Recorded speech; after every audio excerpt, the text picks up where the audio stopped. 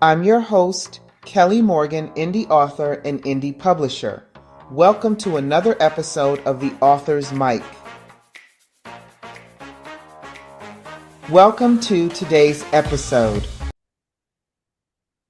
Hey everybody, Kelly here. Welcome to another episode of The Author's Mic. And you know that it's Monday because I have a guest. Today I have Dr. Melissa Jenner with me. She wrote this book called People Pleasing for Introverts, which resonated for me because I have probably spent the last, 5, 6, 7 years consciously not trying to be a people pleaser, and it's harder than I thought. So, Melissa, welcome. I can't wait to talk all about it. Thank you so much for being a part of the Author's Mic. Hey, thank you. It's my pleasure. I'm just so happy to share my book, Everyday Leadership for People-Pleasing Introverts. Y- And so, shall we just jump into it Yeah, then? let's just jump into it. Okay. So, here's the thing. Here's the core of what I believe. I believe that everybody deserves to be seen, heard, and appreciated at work. Because when you're seen, you're heard, and you're appreciated at work, then you'll thrive at work. And when you thrive at work, that means the organization you work for is going to flourish. And so the best people to do that are introverts because we naturally listen, we're naturally analytical, we're naturally empathetic, or we have this natural ability to have intuition. And so problem is that the leadership world, right, has a preference towards extroverts. And there's nothing wrong with that. They have their place, but so do we, right? We're the ones that we sit down, we listen to you, we hear what you have to say, we take that time, we say thank you because we appreciate the effort that you put into something. And so many times that gets passed over, but we are the best people in support role for those extroverts, aren't we? And so when we finally step into that leadership role, what happens? And this is who the book's for. You get frustration. Why? Because all people want you to do is they give you all their problems now. You're the high performing achiever. You're the problem solver. You're the best at what you do. And now they've promoted you. And if you're lucky enough to get that promotion, now what they're going to do is they're going to give you all their problems, all the things they couldn't solve, because remember, you've been solving all the problems all along. These are just the ones you haven't seen yet or you're aware of, but you haven't had the opportunity to tackle yet. So now they're going to dump that on you. And then they're going to add the people that they don't even like. So now there's going to be a reorg because they created a position and now you're in it. And now you got all the people that they don't even like. And you got all the problems that they can't solve. And what happens? You're frustrated. And that's who this book is for because you're not crazy. And so that's really what this is all about. I want to encourage folks to step into leadership. Stop being in the second best. Stop being in that deputy role or that assistant role, right? Step into leadership. And when you get there, you're not crazy. It's really, this book will help you get through it because these are all the things that I've learned along the way. And we talk about frustration as a signal. That's what you think like you go home and you're mad and you're angry and you just think everybody's stuck on stupid and you can't understand why. And the thing is all that's telling you is there's an unmet expectation. And so you work through that unmet expectation so you can figure out how to address it with your team. It's because silence is agreement. And that's what people don't understand. And so we talk about that. And then the other thing that I really love to talk about is really that doubt, right? We talk about people pleasing, and people pleasing, all it really is a fear of judgment. And that fear of judgment sows the seed of doubt. Mm. And so you have to doubt that doubt. And we have to turn off external validation because the bottom line is you are a high performing overachiever. So why are you letting these other people tell you what they want?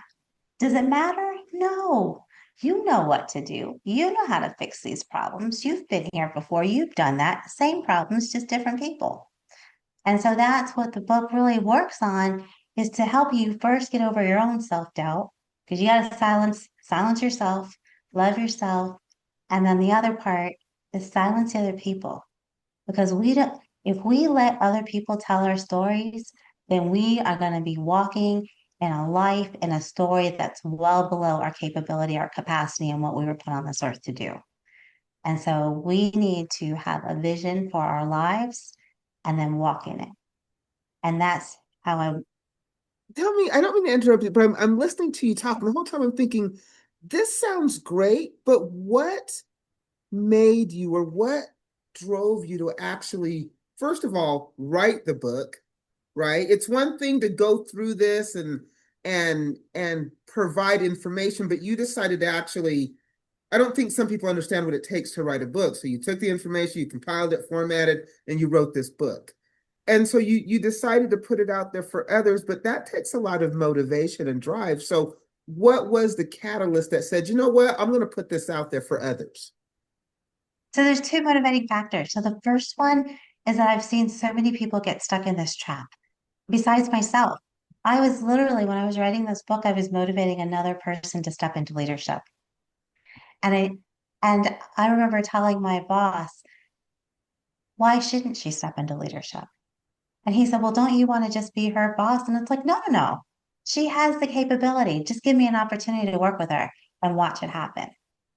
She was already doing all the work. She was excellent. And so why, but they were happy to keep her in that secondary position rather than move her forward.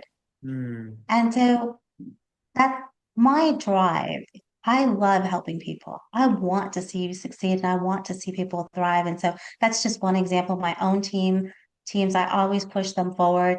I always create a vision for each and every person, right? It's with them that we're moving them forward in life because I refuse to be stuck and I refuse to be where I am yesterday. But the personal part of it for me is that for far too long, I let other people write my story. Hmm. I walked in that external validation.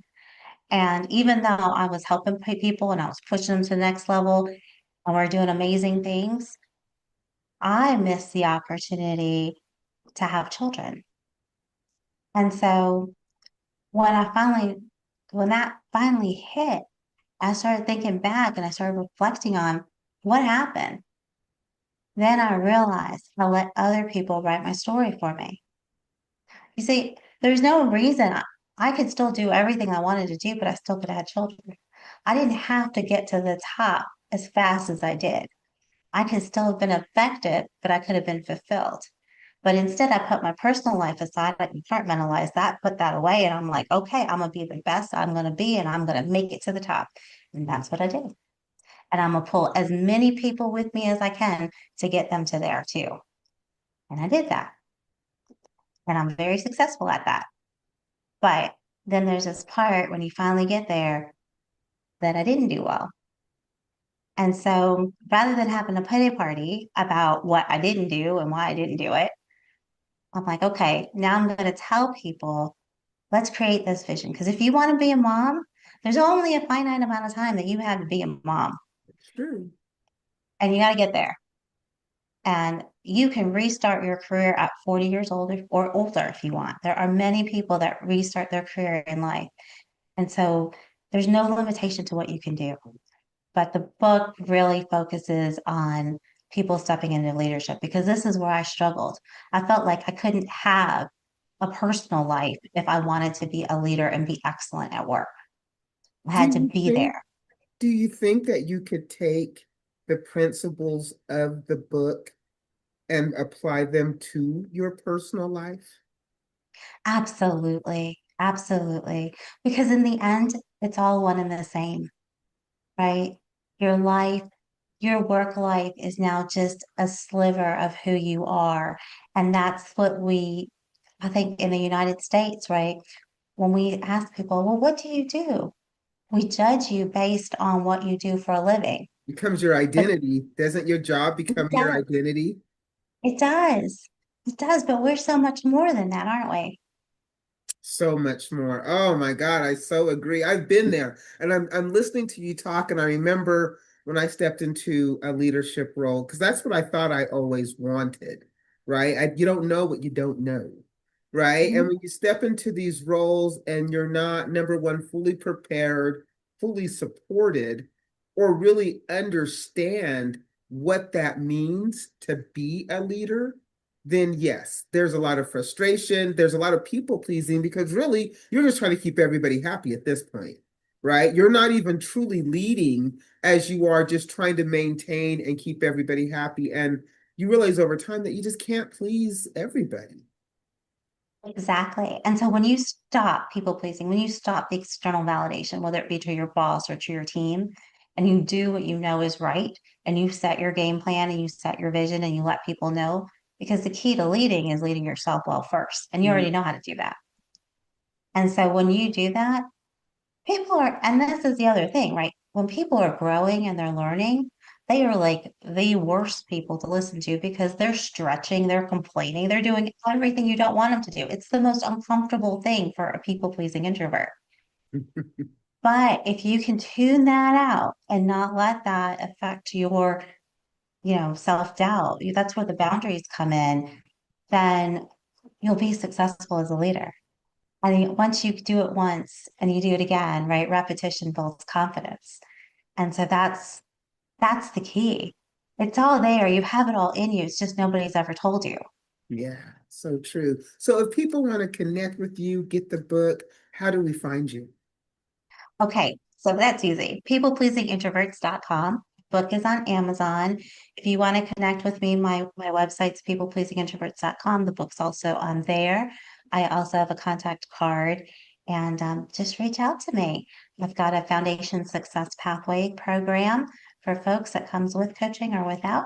And so I'm happy to talk and help other people move forward. So I'm pretty sure there's a lot of people out there that can be like, oh my God, I'm a people pleaser. If you could give us one piece of advice, one thing that we can do immediately to maybe help us stop that people pleasing behavior, what would you tell us to do?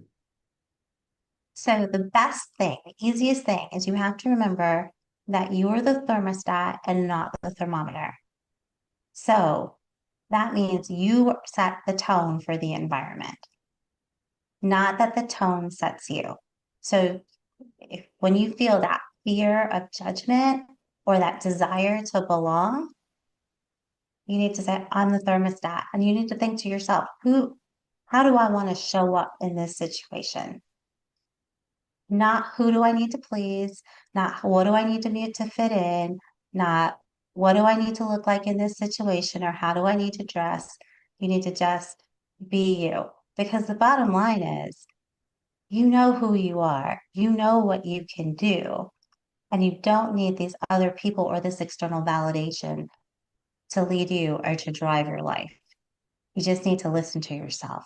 And that's the hardest thing to do, isn't it? Is to listen to yourself, to trust yourself.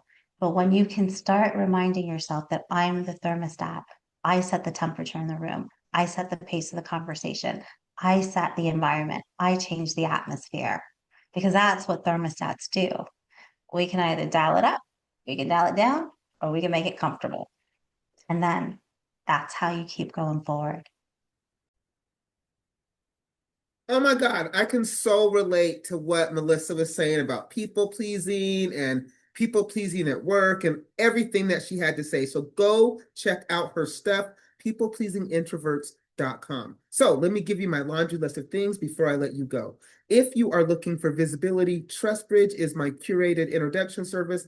I will introduce you to podcasts, book clubs, and bookstores. They are all in my TrustBridge partner network. This is a curated introduction, right? So this is just not me giving you a list. This is me creating the media kit. This is me doing the follow-up. This is me doing all of the heavy lifting so that you can continue to write good books.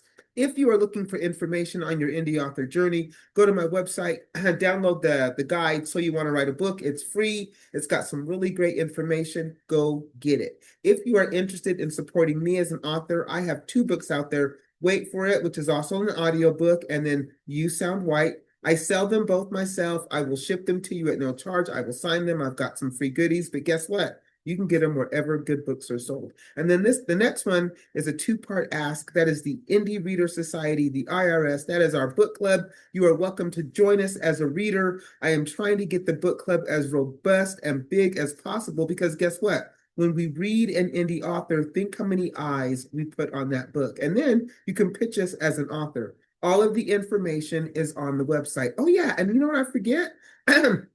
I've got digital products as well. So I've got the Indie Author Toolkit, which is a digital product on my website. Go check it out. It's about $30. It will help you give you some really great information and tools as you are on your indie author journey. So you guys, this has been another episode of The Author's Mic.